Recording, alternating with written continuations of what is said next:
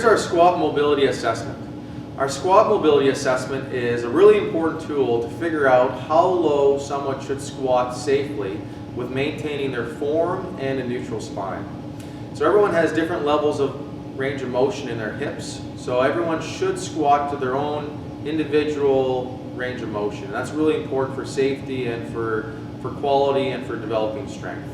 What we're going to do is we're going to use a grading system out of 3. So 3 is being the most amount of flexibility in the hips, and a 1 being the least amount of flexibility. Now when we use this grading system, we're going to use a point of reference of parallel.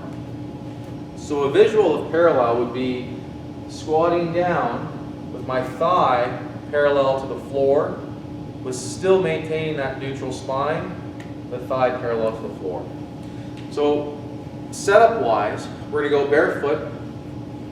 I'm going to have my feet about hip to shoulder width apart, and my legs and my feet are going to be externally rotated to about a 1 o'clock, 11 o'clock.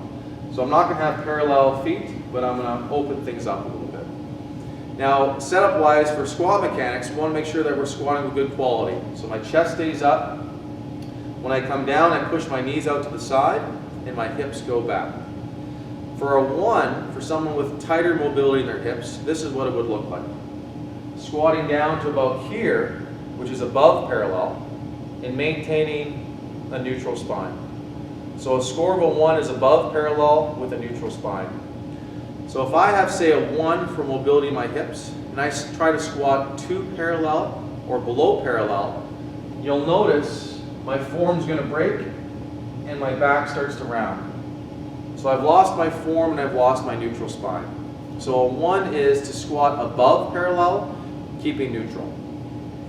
The 2 would be squatting right to parallel with keeping a neutral spine.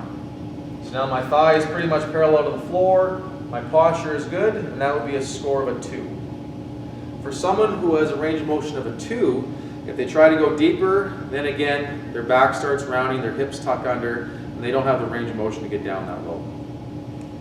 A 3 would be squatting down below parallel, keeping your form, keeping that neutral spine. So now you notice my hips are basically below my knees. Okay, my spine is still neutral, and that would be a score of a 3.